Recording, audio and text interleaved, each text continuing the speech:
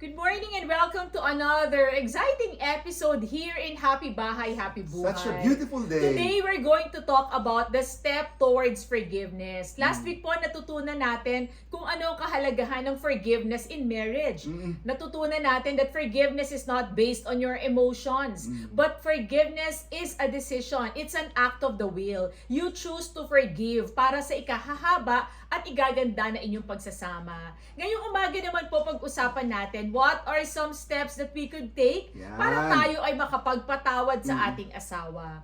Unang-una na nga po, acknowledge the hurt. Recognize and validate your feelings and your emotions. Okay lang po na magalit for a while, masaktan, okay lang magtampo. Hindi ibig sabihin na itatago nyo or i-deny nyo na nagalit kayo o sumama yung loob nyo. No, that's not what we're trying to say. Pero ang unang-unang hakbang po para makapagpatawad, yes, validate your emotions. Honey, nasaktan mo ko, na-offend ako talaga. And it's important po to be open from the get-go. Tama, honey. Mahalaga sa mag-asawa, Claire, yung marunong magpatawad sa isa't isa. Can you imagine, honey, kung kayong dalawang mag-asawa, lahat na lang ng pagkakamali nyo na nagawa, simula nang kayo'y nag-asawa until now, lagi nyong inaalala o sinasariwa. Tandaan, sabi sa Bible, love does not keep a record of wrong. And I just can't imagine kung gaano ka-toxic yung inyong pagsasama kung every time magkakaroon kayo ng misunderstanding or arguments, lagi niyong pinapaalala yung mga mali niyang nagagawa. Ikalawa, honey, importante that you communicate. Mahalaga sa mag-asawa na kayo po ay nag-uusap, hindi ba? Talk openly to your spouse about how you feel. Importante na sinasabi po ninyo kung ano yung nararamdaman ninyo. Hindi yung tinatago-tago mo na lang and then pag punong-puno ka na, tsaka ka na lang biglang sasabog. Yung statement, honey, na di ba? Yung nagkamali ako, honey. I statements to express your emotions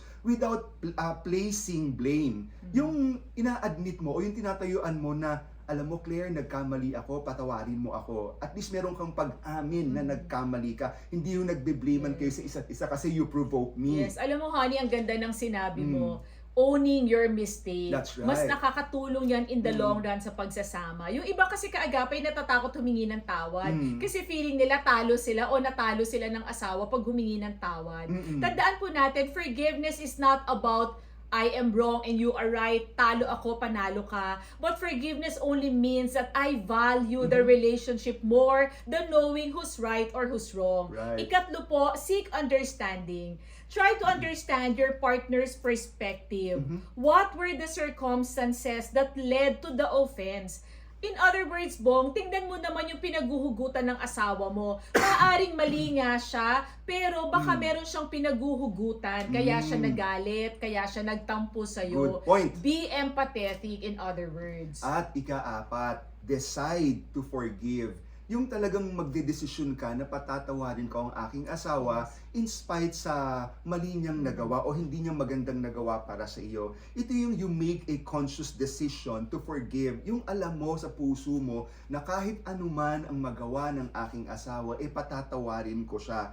Remember that forgiveness is more for your peace. Ito yung para sa sarili mong kapayapaan and not for the other person. And last, itong pinaka-favorite ko, Bong, move forward. Yan. Kapag nagpatawad na, wag na pong balik-balikan, wag nang ulit-ulitin pa. Rather po, focus on rebuilding trust. Work on your relationship together. Kailangan po manalangin kayo na hindi na gamitin ng enemy yung naging offense para sirain kayo muli mag-asawa. Lagi po nating tandaan ng mag-asawang sabay manalangin. Napagtatagumpayan lahat ng suliranin. Ako po si Bong Pineda. Ako naman po si Claire para sa Happy Bahay. Happy Buhay!